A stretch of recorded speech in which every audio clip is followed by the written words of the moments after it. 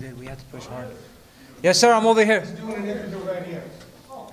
How much of did Dan Goossen's passing impact you in this fight and kind of help you prepare, especially down the second half of this fight?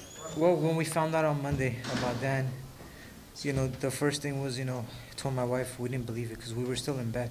It was early in the morning when we find out, and we just got teary-eyed, and I just didn't know what to do, to call Joe or what. But then, and then after all that thought going through my head, and I was just, all this hard work we put in, is Joe gonna be there? Is he gonna come? I thought about for a second, maybe not fighting, but then I got on the phone with Joe, and he told me things that he spoke to Dan before, his last days. He told me to look good on Saturday and told him to bring me here to fight, and we granted his wish, and that's why we dedicated this fight to him. In about round, going into the fight, yeah, there was a lot of emotions, and I'm just happy that I have a good coach like Joe to make me just think about the fight. Even in the gym, when we have problems coming into the gym, he always makes us forget about problems, and he tells us whatever you did outside doesn't matter. You're in here now.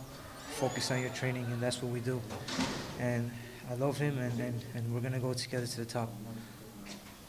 What did you do effectively in the second half of the fight? It seemed like you kind of took it over. The first couple rounds were close. What did you do effectively, down the stretch that kind of enabled you to take it over? Since I got with Joe, he knew I have good boxing skills. He just made me into a better boxer.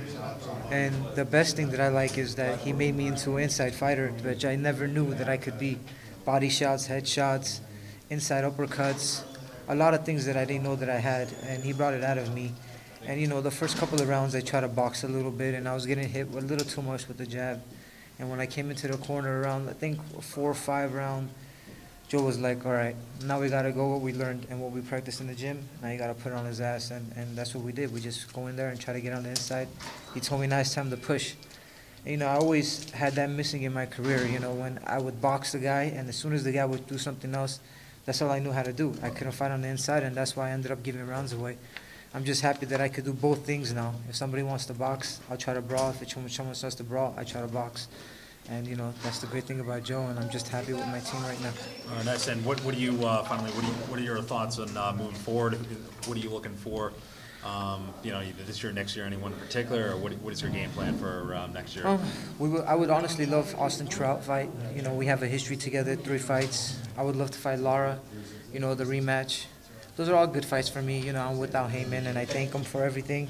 And we are all Al Heyman fighters, and, hopefully one day we get to fight. But the thing about this is that I'm improving every fight. I mean, this fight was just a hard fight for me, yeah, but if you put Willie Nelson in front of me 2 fights from now, 1 fight from now, he wouldn't last the distance. So the thing is that we're learning on the job right now with Joe, because I'm learning new things.